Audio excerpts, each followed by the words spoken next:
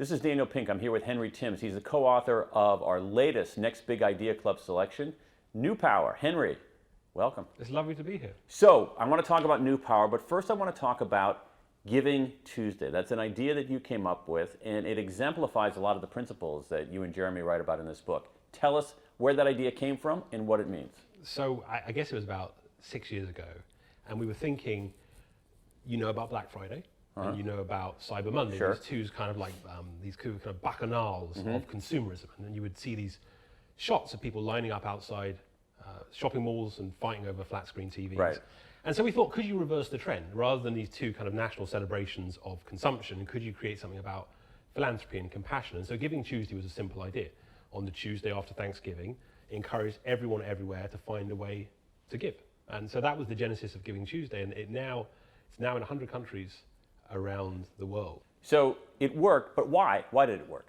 So we designed Giving Tuesday in a new power way. Okay. So you think about if you were starting a campaign like Giving Tuesday in the old power world, here's what you would do. You would say, it's the Giving Tuesday brought to you by the 92nd Street Y, which is the organization that I run. We would say, you have to do it in the following 3 ways.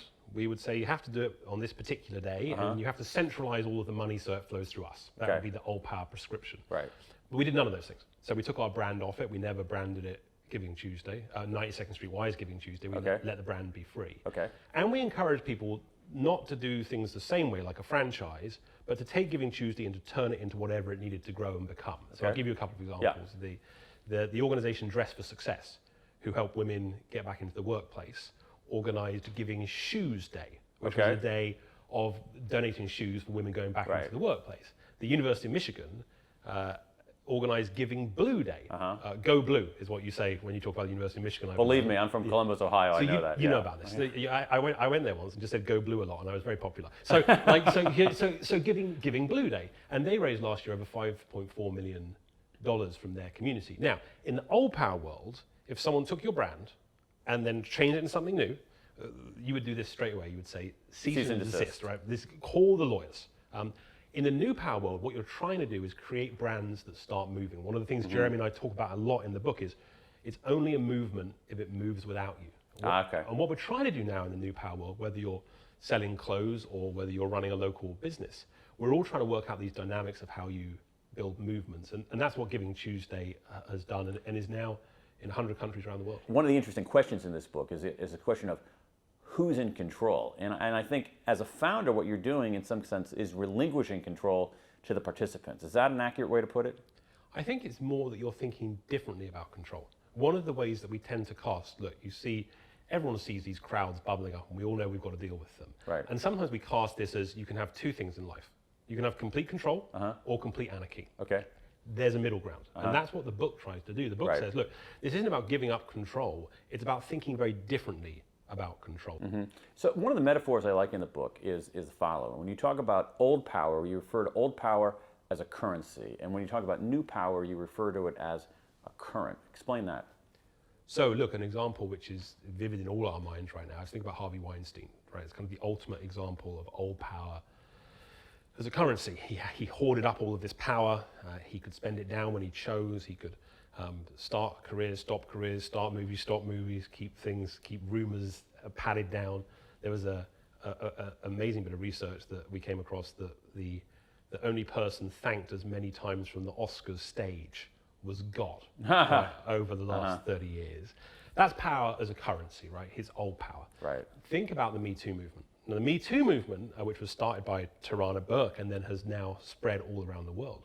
The Me Too movement is power as a current. It flows, it's made by many, it surges, it changes. You see, when Me Too gets to France, it changes into denounce your pig. That's the framing of the campaign. So even the central frame itself is able to be owned by more people. And that's what New Power is about. It's about these distributed, made by many, much less kind of leader-focused, peer-driven models. And Harvey Weinstein versus Me Too brings that alive. Follow the chain of sort of intellectual history of these ideas, because we've heard a lot about open beats closed, network beats hierarchical, but you're trying to take that conversation further. How have you done that? And give us some examples of that. Well, I think these dynamics have existed forever, right? There have always been top-down and bottom-up movements. There have always been hierarchies and networks.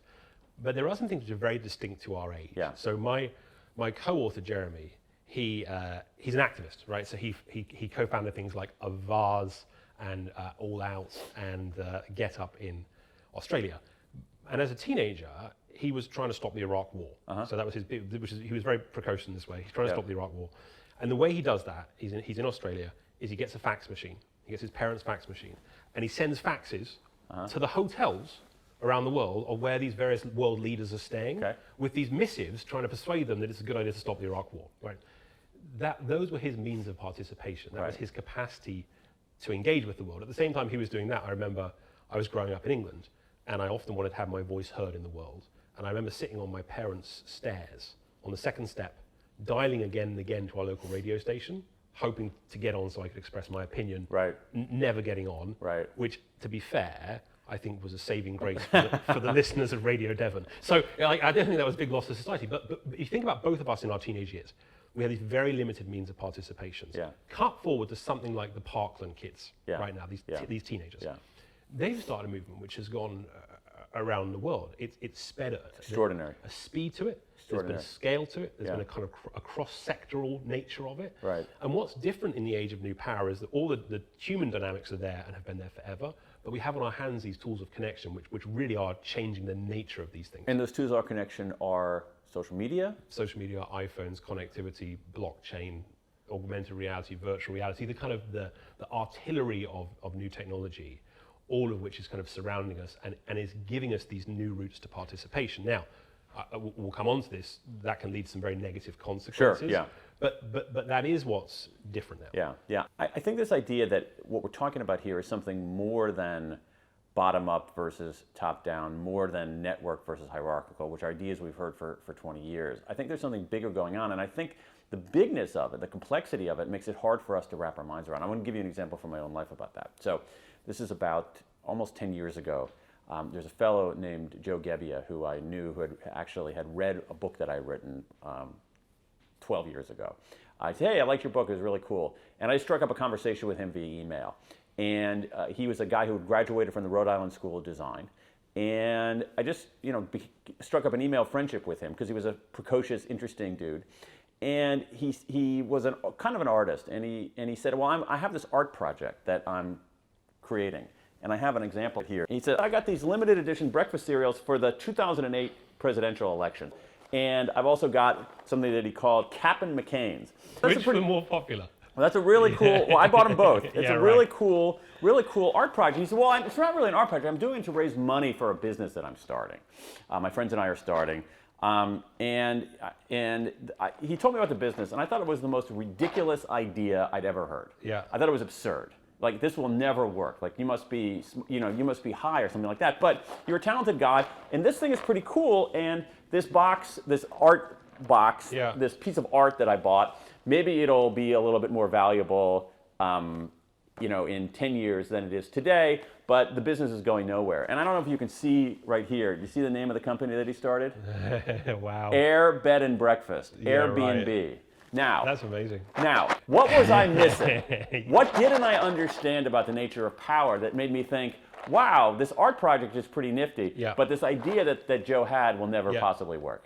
Well, I don't think you were alone, right? So a lot of the early investors with Airbnb came back with the same argument, which is, look, it'll never work, right? People won't let their homes out. Why would you want someone crazy in your home? Exactly. And Airbnb is actually a perfect example of a new power model. Exactly. So unpack Airbnb and really unpack it in a way that, like, what were we missing at the time? People like me who looked at this idea that is now this huge phenomenon. What were we not understanding? Well, back at that time, if you think, there were people doing that kind of business back in that time, right? And they had newsletters, and they were quite kind of rarefied people who would swap their houses with other history professors in Tuscany, right? So that was the nature of that business, but it wasn't any kind of meaningful scale. What the technology did was it allowed something like Airbnb to get to such a massive scale. But there's something else beyond the technology, which is the values. What began to shift as well is the technology comes in line with people thinking differently about how they engage with the crowd. So all those people who were thinking in a very old power way, which is, You can't trust strangers. Yep. We'll keep things contained. Yep. This is the way we'll do it. We'll Yep. go back to our hotel who we know and trust. Right. They started to enter this world where you could work out ways of trusting someone who lived around the world from you and spending time in their house and treating that in respectful ways. And Airbnb was smart because they did what is such a key new power skill, which is they're really structured for participation. Okay, good. They've thought very carefully about, okay, it's not just, okay, all of this chaos around Airbnb. Right. How do we think about reputation? How do we solve for that problem? How do we think about repeat business? How do we think about culture? And what's so interesting, I think, about Airbnb in particular is they've made real efforts to kind of shape a culture around participation, which makes them more human and less transactional. Right. Right. Okay. So let me throw out, what I'm going to do here is I'm going to do a little bit of rapid fire here. So I'm going to throw out the names. Is it going to have more cereal? I hope so. I like the cereal round. Well, we can. I Maybe wanna we can taste it. No, do not taste it because if you open it up would the be box, like man, it ruins the value of the art. In my house, like the kids would be in that. Like they have to I don't keep it in the house. Yeah, I keep it in my office. Keep it very Yeah, well it's hidden away, right. a display item and a reminder of one of my worst investment decisions. One of the worst investment decisions any human being has ever made. Well, you got the cereal.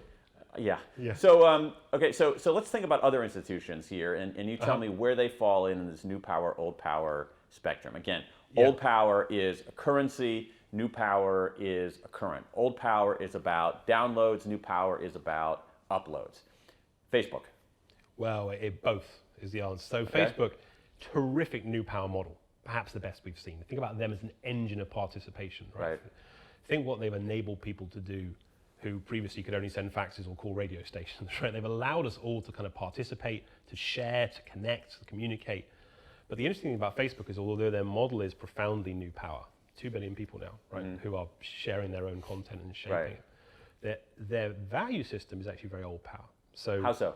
Think about what Facebook, they have all of this kind of power to share, which their brand is built around. But actually, the algorithm is hidden. It makes all of these decisions which change your decisions, change my decisions, shape our lives, shape our elections in a meaningful way. The governance of Facebook is quite shrouded, right? It's very heavily owned by a small number of people who have a lot of control over it. Mark Zuckerberg isn't going to make the same mistake Steve Jobs did and get ousted from his own company. And the value creation is extracted. Like all of the participation that you and I are engaging on Facebook, we're contributing our data. That data is being monetized. That money is going somewhere other than to us. Right. So Facebook has this really interesting challenge now, which has become very clear in the public realm, which is people have developed this political consciousness that they've realized, particularly recently, that we are all part of this new power machine, but all of our power is actually heading somewhere very different and out of our hands. And so the question for Facebook going ahead is, can they persuade us, and can we be persuaded, that they're actually making people more powerful? Because their pitch forever has been about giving people power. Is that actually what's happening is the question I think that's playing out right now. What about Twitter? So I think Twitter's really interesting, and they're in an interesting challenge too. I think very new power model, clearly, right, that they're able to give people the chance to broadcast themselves and to engage. And if you, again, go back to us as teenagers, right, Twitter would have been the first place we would have gone to. Their model is interesting. Investors are always dissatisfied with Twitter because it's not making enough money. Right. But actually, if you think about what they're doing in the world of ideas, there are some very positive things coming out of Twitter. The issue that they have now is dealing with the very negative side of new power, which is Twitter again and again. Which is? Well, I think particularly in which it can spread things like hate. There's some interesting data which just came out recently from the Anti-Defamation League about anti-Semitic tweets, and it's in the millions. I mean, millions of individual tweets, and those millions of tweets are being shared millions of times. So there becomes this really interesting moment where, and threatening moment where the tools democratize, which I put in heavy quotes. Right. They democratize people's access to ideas, and that brings with it some extremes that none of us can feel very comfortable about spreading. So I think Twitter Twitter has the same compromise problem that Facebook has, I think to a lesser degree. I think Twitter, for what it's worth, also has developed more of a cultural connection with its users, particularly its super users, which Facebook hasn't managed to do. Right. Let me give you a two-part one. Okay. Uber and Lyft. Who's newer power? Essentially the same model. They both have a great new power model. They connect all these drivers and riders. Like when you were thinking at Airbnb, again, no one would have believed that would be possible back in the day. So both of those models are very new power. But the way they think about culture, I think, is slightly different. So Uber has kind of almost seems to have gone out of its way to find ways of coming into conflict with its world, right? When the delete Uber movement rose up, Its drivers weren't on its side, its riders weren't on its side, the media wasn't on its side, influencers weren't on its side. They had no community they had built around this amazing tool, right? Now, what Lyft is doing, I think, more successfully than Uber, is they are building more of a new power community around a new power tool. So there's a moment where Uber's having another price decrease. Now, price decreases are terrific for us as riders. They're awful for drivers. Right? So Well, it depends on the elasticity of demand. well, yeah, no, all right. Well, this is the argument that Uber made. So Friday night, Uber just sends text to all their drivers saying, we've cut prices. Right? That's it. We've cut prices. And they say, and this is good for you. Right? Great news. Great news. Used to be $47 to get to JFK. Right. It's now 35, and here's how you'll do better. Right. Drivers weren't immediately enthusiastic about that argument. So they issue this by fiat via text to their drivers. Their drivers are upset about this. Lyft know in this moment they've got to reduce prices too. They've been in this situation before. They know if they don't meet Uber's demand, they'll fall behind. But they also know this is going to hurt their drivers. So what Lyft does in that moment is actually reach out to their driver base. They organize a bunch of events with their drivers to help the drivers themselves come up with ideas for how they could help mitigate the challenges of a lower price point. And they lean into building a community around the tool. And if you want a prediction, the platforms, the new power models who are going to work out best in the long term will ally a new power model with new power values. Okay. What Facebook's done at the extreme is got that really badly aligned. Lyft is doing it better. Airbnb is doing it better. None of them are doing it perfectly. I want to make that point that I don't think this is kind of, Lyft is good, Facebook is bad. I think this is a spectrum. Yeah. But the really interesting question actually will be different models. Where this gets really interesting is, are there actually models that can be completely different in terms of how the value is shared? Because that's where things might get interesting. Value meaning the economic value. Yeah, so there's a great moment we researched this as part of the book there in Austin, Texas. So Lyft and Uber, both of them have fallen out with the government. Right. The government wants to fingerprint the drivers. Right. Lyft and Uber don't want to fingerprint the drivers. Right. And so everyone thinks it's going to get worked out, but it doesn't. So Lyft and Uber just switch off. So one night they disappear. The apps are just empty. You look at the apps, it's very fun because you see there's just nothing. There's emptiness of cars. So a group of technologists and government workers, they get together and they hack together Ride Austin. And Ride Austin looks exactly like Uber. When you look at the user interface, it looks like Uber, but its model is very different. What it does is it's a non-profit. All of the money goes to Austin, so it stays in Austin. All of the money goes to the drivers. You can round up to support local charities, and they start to do really interesting business model innovations. So they put all of their data in public so that public transport officials can learn from them. They start to experiment with models where the richer parts of town subsidize journeys in the poorer parts of town. So if you take a premium ride from your house in a nice part of Austin, you can actually support other people who are trying to get to work in poorer parts of Austin. And they do millions of rides and become profitable. So it really works as a local business. Then Uber switches back on again, and they're in all sorts of trouble. But there's this moment you glimpse what the future might look like. Yeah. Let's talk about these new power models and new power values. Give us, in as crisply as possible, what constitutes a new power model? What are the elements of the new power model? So a new power model has kind of two key features: mass participation and peer collaboration. Okay, So and then what are the new power values? So there's a whole range of them, but I think the key ones would be wisdom of the crowd, you believe in the crowd, a certain approach to openness, openness and transparency, and often a kind of more short-term affiliation. It's not like in the old power world where we're used to these kind of institutions in our lives where we would turn up every Sunday for 45 minutes and be dependable members.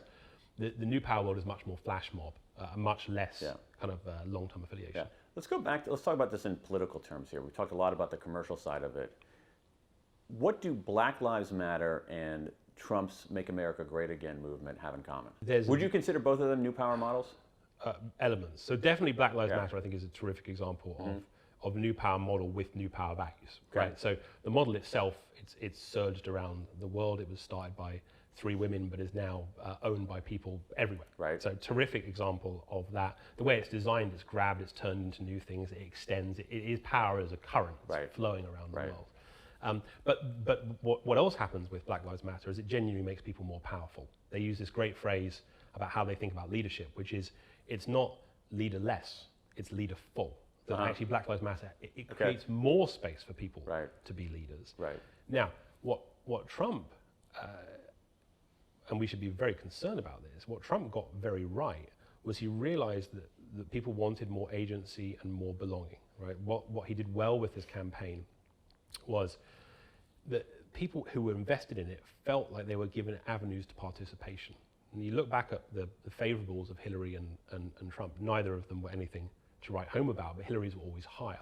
So she had greater favorability, but what Trump had was greater intensity. Like what he actually, at the end of the day, he was able to get people more excited, more engaged, more outraged, and that's what swung it for him. And that's the lesson, I think, that was a new power model, because Trump wasn't trying to control everything and keep it all standard and the same. The more chaos, the better. The more extreme, the better. The more energy, the better. Like he was trying to spread that out into the world, but of course it all reverted back to him. Trump wasn't trying to create a leaderful movement. Trump was saying, I alone can fix it. And so he surged the energy of his crowd to a very different outcome than Black Lives Matter. You and Jeremy in the book offer 3 ideas for how ideas spread, and you use the acronym ACE. Explain that to us. So ideas must be what? ACE, so actionable, connected, and extensible. Those are the 3 qualities. If you want your idea, we use this phrase a lot, to spread sideways. Right. So in the old power world, your idea, you dropped ideas down. They Right. were top down and everyone remembered them. Right. So it was like the soundbite era. Right. In a new power era, you want ideas that are going to spread. Right. That's how they propagate. And if they're going to spread, you need to ask people to do something actionable. They need to connect people to their peers and to a higher purpose, connected. Okay. And they need to be extensible. They need to be able to change to something else. Right. So take the Me Too movement. Okay. Me Too movement, actionable, right? You're doing Right. something.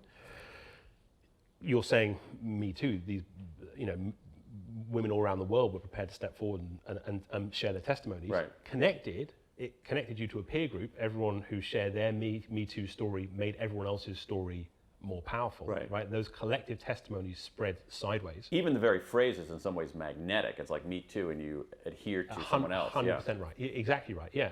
Me Too. It's adding. It's an ellipses. Right. Yeah. It adds and it adds and it Yeah. adds. So it's very connected, both to a cause and to other women, and it was extensible. So it was able to turn into something else. So the example earlier, it changes around the world. Whatever country it's in, the frame itself can change, but the spirit remains. And I think that's the important insight here, is that if you're looking to spread your ideas, you're running a local business. Is it actionable? Are you asking people to do something? Are you connecting them to peers who feel excited too? And is it able to change into something else? Those are the 3 qualities you need. Right. Okay. So let's talk about this at the unit of 1. How can I use some of these principles of new power? Again, this idea that it's a current, not a currency, that what you want is you want your participants to actually create and construct rather than simply to comply, that you want to have people uploading rather than merely downloading. How can I take these principles and become a better leader? So I think the place to start is to think about what you're inviting people to do. We all in our lives, have constituencies. We want to build communities, and increasingly there are more people who could be part of those communities. We'll have access to many more people. If all you're asking them to do is to admire your work or to validate you, Right. you're never going to get very far. In the old power world, that's what we did, right? We asked people to comply and to consume products. The question is how you build them up to ask them to do more in their lives. So think about, how are you asking people to share your message? Not just your message, but actually shape it themselves, turn it into something new. Right. How do you create other people who can own your message, to take it and move it and bring it somewhere else? How can you allow them a real sense that this is their idea, not just yours? Exactly. So Giving Tuesday is a good example Yeah. of that, right? So the people who run Giving Tuesday at the University of Michigan, the whole community there has as high an ownership stake in that idea as we do, right? We started that idea, but the reason it spread is because we were genuinely committed to the idea of other people owning that idea. Often in the old power world, what we mean when we talk about wanting our ideas to spread or starting a movement is we mean we just want more fans. Right, we want even more people to admire us or to buy our product. Right. But are we really prepared to give some space up and let other people dig in? That I think is the key question. Right. And then what about becoming? Let's say I'm starting a business. All right. How do I fold in these principles into the design of my business, into my very business plan? Well, from a business perspective, I think one piece of work that we were very focused on, the idea was how money is flowing differently. So how do people think about transactions? So in the new power world, we have this idea of the participation premium, which says if you want to get people engaged in your products need to have 3 key elements to them. One, it needs to be a great product, so it's an economic transaction. You sell a great product. 2, it needs to have a kind of altruistic sense to it. You need to feel like you're part of a community by being a part of that product. And then 3, you need to create ways in which people can then actually come into this and bring their own ideas to the table. So there's this incredible story that we learned about in the book of a game called Star Citizen. Right, so this video game. So this is essentially a startup. He's got this video game, and this famous game designer who's disappeared for 10 years comes back and he says, I'm going to save the PC game. This is the age of kind of Angry Birds and Candy Crush, and people have stopped playing PC games. I'm going to save this game. He can't get any money from traditional backers. He goes to the crowd and says, help me back this game. Let's co-create this universe together called Star Citizen. And he says to all these fans, look, we can imagine what it could be like, what your ships could be like. They had a lot of message boards early on, a lot of fan fiction, a lot of kind of creativity. Fans start creating their own radio stations, and they start raising all this money. So very quickly they get to $3 million, which is pretty good for a game that they thought they only needed 2 to make it. But they keep raising money. They get to $15 million. They keep raising money. They then say to their fans, why don't you buy ships for this future world? Buy a ship now, and then when this game exists, you'll have a ship in your hangar. So they start buying conceptual ships that will eventually exist when this game is released. It's sort of like Tesla. Yeah, right. It actually, there are some real similarities with Tesla. A cheaper price point, but they get this point.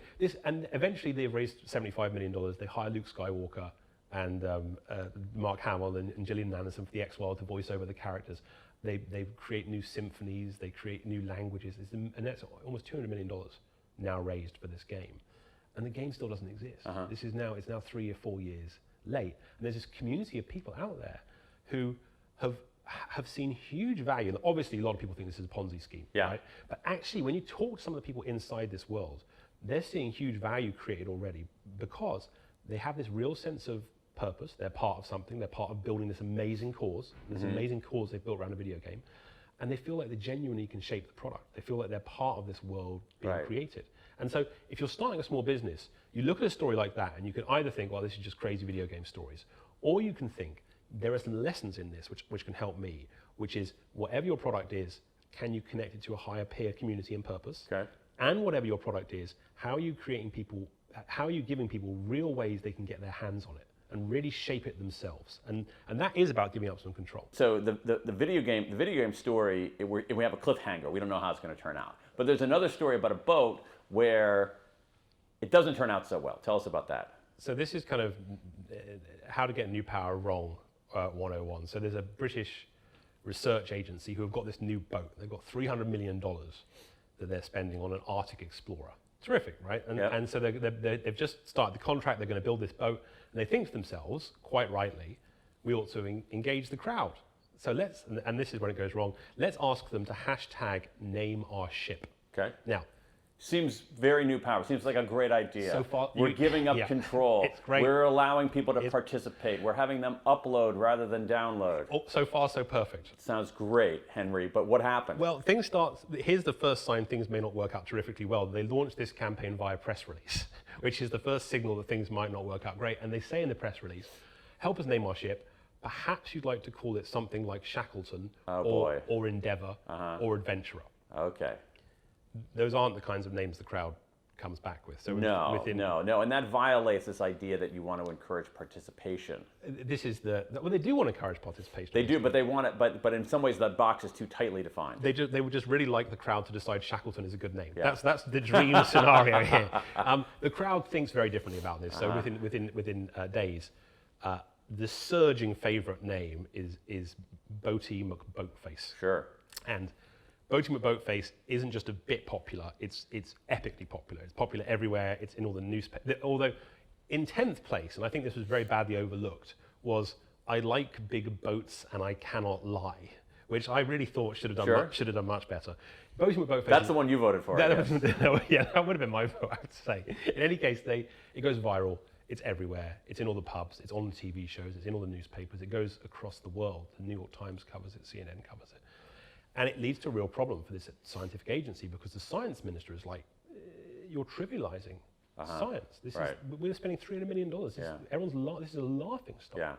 And in a very British way, they actually have a parliamentary inquiry at the end of this, obviously. And there are these 3 politicians looking down on the guy who runs this agency, who's brought with him a scientist as a kind of advisor to help defend him. And the advisor's doing a very good job of defending this campaign and saying, actually, we learned some stuff from this. And then one of the politicians says to the advisor, so who was it you voted for? and he looks a bit sadly and very quietly says, Boaty McBoat. Oh man! So Oh man! even advisor. Oh man! So And then you roll it. Then you roll credits, and it's- it's another episode of Black Mirror. it really Yeah. was. It was that kind of a Yeah. thing. And they get anyway. So the end of the story is they give up on Boaty McBoatface. They call it Sir David Attenborough, who's this famous British, who was in the autumn of his life, and everyone loves, and no one could complain. And Boaty becomes a submarine on the ship, and so they literally sink Boaty at sea. Now,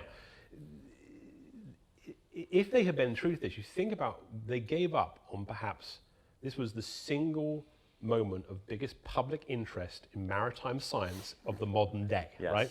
And they let it walk away. And the reason they did that is they thought it was a bit silly.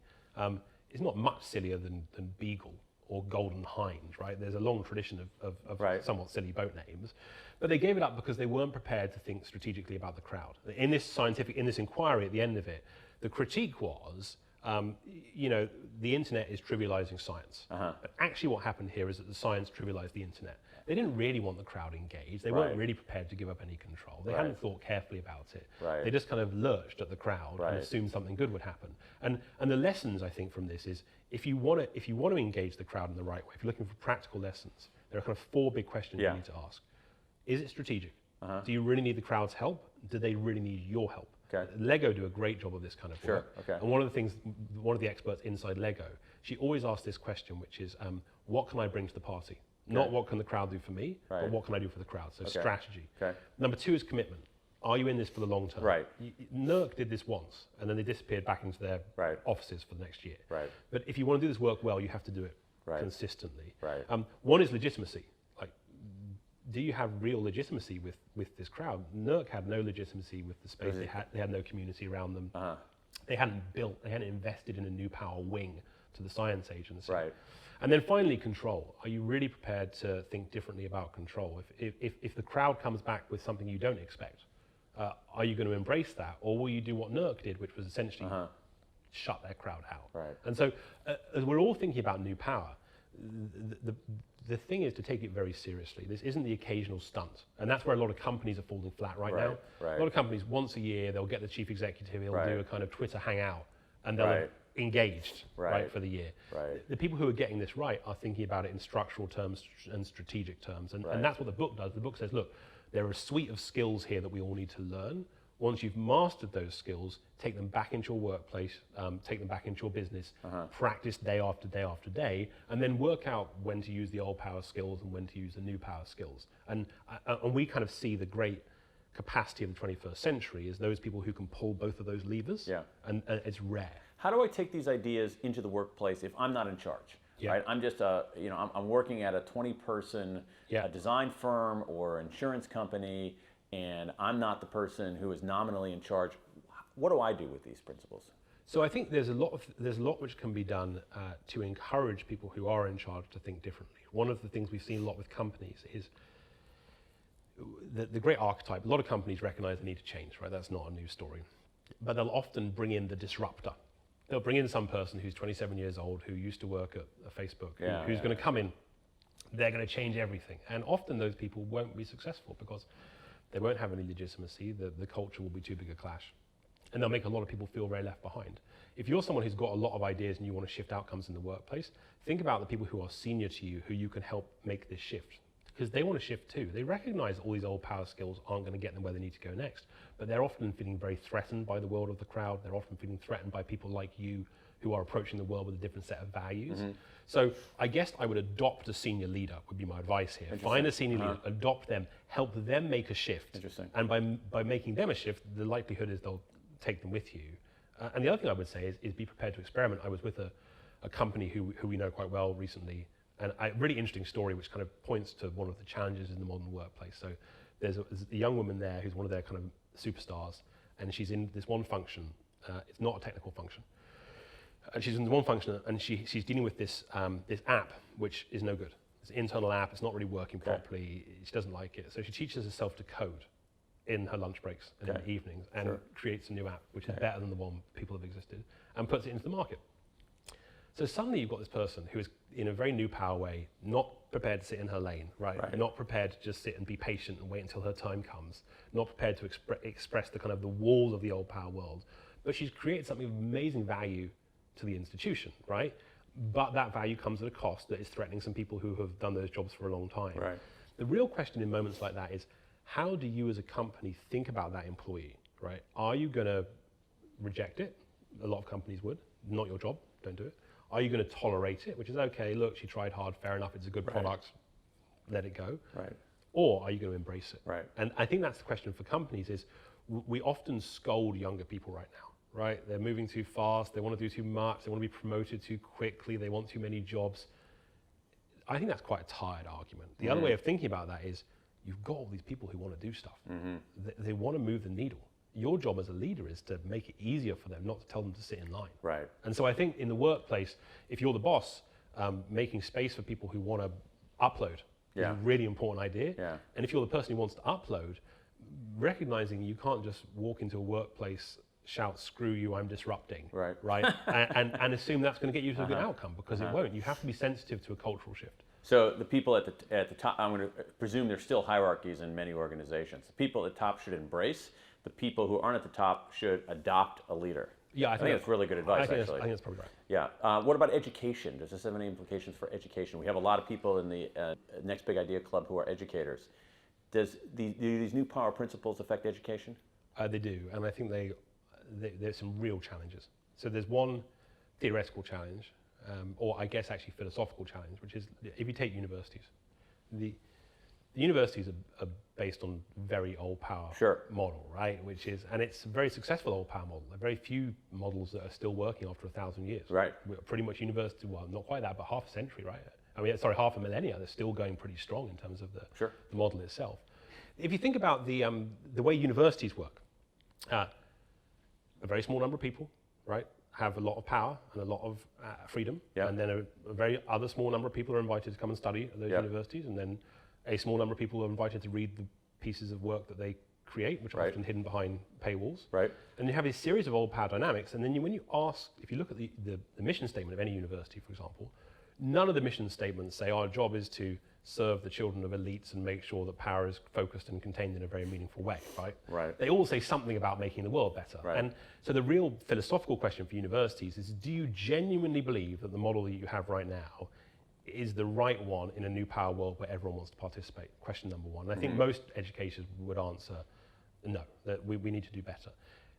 Now, the problem with that is what's happened so far has been very unconvincing. So like a lot of the MOOCs, a lot of the online courses, which are very new power models, actually haven't got the kind of traction that people would like to see yet. Often actually because people approach them in very old power ways. What they tend to do is just, rather than lecturing at people in a classroom, they'll lecture at people online, right? Which isn't in a way embracing new power, it's just using the internet. Right. So I think the question, the essential question for the academy and for education more broadly is, in a world of much more distributed participation, how do we think about distributed quality? How do we take the quality that the university has delivered for so long and scale it in a meaningful way? Right. And I'll go a step further than that, which is if you think about the things universities fundamentally believe in, that set of enlightenment values, right? The idea of reason and science and discovery, they're all under threat right now.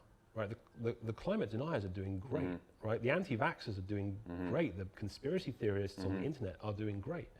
And if you're trying to combat those people and you're armed with your peer-reviewed white paper and your annual symposium, there's no way you're going to win that battle. So what we actually need is, we need some people who have old power expertise and wisdom and experience, and they need to learn the new power skills. Yeah. One of the things that this book really made me think about was the nature of expertise. Right? Where does expertise matter, and where does it not matter? So, for instance, you talk about the difference between an Uber driver and the London taxi drivers who spend 2 years on the knowledge. Yeah. What does this do to expertise?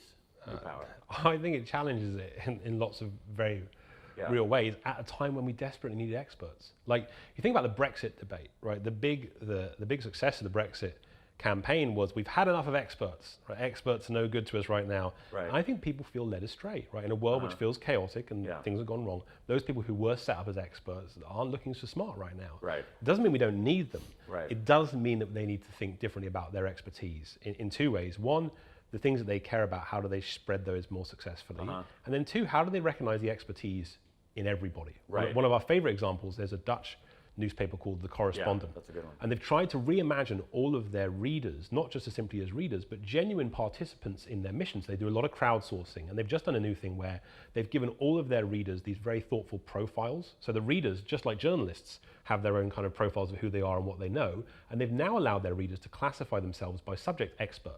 So if you've been in security your whole life, you've now retired, you can identify to The Correspondent that you're an expert in security. And so when they're working on a security story, they'll bring this crowd of security experts in deep with them as they develop the story. That's such a good example of the kind of expertise we need, which is, are you able to both be an old power expert and spread that through a new power community? That's the prescription. It's interesting. I mean, good journalists would already do that. They would have a community of sources who they could go to. Well, there's a difference. They'd have a community of people they could run their ideas past. That's not co-creation. What The Correspondent is doing so well, and organizations who do this really well, is they genuinely are making people part of the story. They're much more engaged than simply validating, right? Which is what journalists have to be doing. This made me think that a model of a university would be something like this. Imagine that expertise is distributed. Expertise is distributed out there. And I think one of the remarkable things that's going on in the world is the extent to which people are learning how to do stuff by watching YouTube videos. Right. So maybe a university of the future is essentially a talent scout that is finding the best YouTube explainers out there and bringing them under its umbrella. That's a new power model? I think, that would be a blended power model. Can we call it Pink University? Well, no, that's very old power. You've branded it straight away. You need to call it something. Trump University didn't go very well. I think that's the People's University. They're much better, much better, and a university which is genuinely universal, right? That's what needs to come next. Is something, but also recognizing, and I really want to make this is an important point of the book as well, which is we aren't giving up on the things that matter. Right, we are recommitting to the things that matter. It isn't like, because the way this is always cast is, we're going to give up our expertise and trade it in for cat videos. Right, that's what the internet does, but that's not the trade. There has never been a point in the history of mankind, and I say this as a statement of fact, not bombastically, where you've had more writers, more scientists, more activists, more painters, more people who want to have ideas, more people who want to help support democracies. There's this human capital out there right now, which is just amazing. The question is, if you're an expert, what are you doing to marshal it? How are you marshalling that how are you marshalling that human capital? Because if you let it go to its own devices, it will tend towards cat videos, right? It will tend towards extremism. It will tend towards That's the second law of thermodynamics. Right. This is, the universe moves toward cat videos. It does seem to, no matter what you do. Let's talk about inside of organizations. One question on inside of organizations. You talk a lot about the importance inside of organizations of feedback and recognition. Why? You've got a generation of people who are so used to that feedback right now. So I went for a run yesterday, and with a Nike running app. And I started to run, it congratulated me, and it told me how fast I was going, and it played my favorite music, and it allowed me to let my friends cheer me along on Facebook as I was running. And I didn't do it, but I could have done. By the end of the run, when I finished, it congratulated me, and an Olympic gold medalist in my ear told me how terrific I was. Wow. Right? Now that is a good feedback loop. I guess so. You compare that to the workplace. Right? So you go into the workplace, let's imagine you spend your weekend putting together an amazing paper for your boss. You've really put a lot of thought into it. You give it to her. She ignores it for a week. You try and prod her and say, hey, what about that paper? Oh yeah, I'll look at it. 10 days later, she said it was fine. Right? Not a good feedback loop. Now the problem in the workplace is you have people who have these expectations of these amazing feedback loops. They get into the workplace and the feedback loops are terrible. And so the question for the leaders, for managers, is how do you replicate some of these feedback loops in a way which is much more meaningful and rewarding for people? But the question for the leader coming into the workplace is the feedback loops that Nike gives you or Facebook gives you are not leading you to higher performance. Right? What they're actually doing is just delighting you. Right? Facebook works to keep you on the platform, to keep you. If I posted now a picture, here's me having a conversation with Dan Pink about my book, and put it on Facebook, everyone would immediately say, hey, that's so cool, it would be shared, it would be validated. No one is going to say, well, all right, how good was that conversation? What ideas did you actually have? Did you really explain this in a clear way? There'll be no critical level of that at all. And so that's the challenge, I think, for people who are used to these delightful peer-validated Facebook loops, is to recognize that your boss and Instagram are operating with very different incentive structures. Right. Right. One last question. I want to run past you one last enterprise. Okay, good. You evaluate whether it's an old power model or a new power model. All right. It's called the Next Big Idea Club. Are we new power, and how can we become more new power? Well, I think actually at the moment, one of your great strengths is the old power of the book club. You have 4 very highly respected people who... Well, 3. 3. You're not going to say which one of them you don't respect. So there's there's 4 people who everyone respects, who people genuinely see as trusted experts, who are going to say, look, these are the books that matter. So that's the old power part of that, and that matters enormously. And the demand you have for this book club is a symbol of how important that kind of, in a world awash with information, someone you really trust saying to you, this is the book, matters enormously. The interesting question for the book club is going to be how much new power you now are prepared to blend it in with this. So you have all these passionate people. Will they start their own book clubs? Will they be able to, in the future, choose their own books? Will they be able to co-create along with you what these big ideas could be? Well, what's happening right now is people are doing meetups. Right, perfect. So does that seem like... Really interesting question then. Okay, if people are doing meetups, the question then becomes, do you tolerate it? Do you reject it? Or do you embrace it?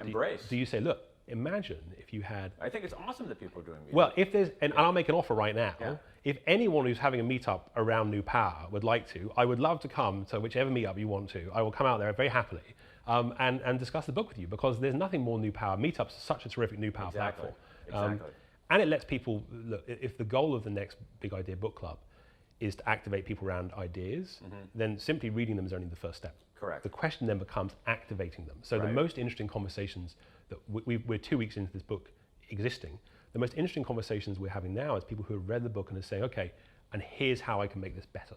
Here's where these ideas go next. Here's how they're relevant to healthcare or education or entrepreneurialism. And so we wrote this book to spark a conversation, and there's nowhere better to begin that conversation than the Next Big Idea Book Club. I think, in a sense, what we might be discovering with the Next Big Idea Club is that the delivery of books isn't what we're doing. The delivery of books is simply the catalyst for something else. Does that make sense to you? Yeah, I suspect your product actually isn't a book. I think it's probably a community. And that will be the interesting thing in the years ahead about how you tend to that and foster that. And I just want to say that we're just so honored to be a part of this community as writers, and in the future as readers and as members. Yeah, I'm with you as a writer. I think that one of the things that we need right now is thinking of writers and readers engage in a conversation. Right. So it isn't simply the writer benevolently downloading her work on a grateful mass, but it isn't this kind of chaotic thing where, hey, let's have 1,000 people write a book together. Right. It really is, here's what I think, let me know what you think, and the outcome of that is something greater than the sum of the parts. I couldn't agree more, and I think that's the perfect prescription. There's one place the book lands, it's the ability to blend power is the key skill. It's not old power bad, new power good. It is bring these two together in the right way. That's how you get the outcomes that we're looking for in the world. From your lips to the world's ears, Henry Timms, thank you so much for being part of the Next Big Idea Club and for doing this conversation. We're honored. Thank you so much.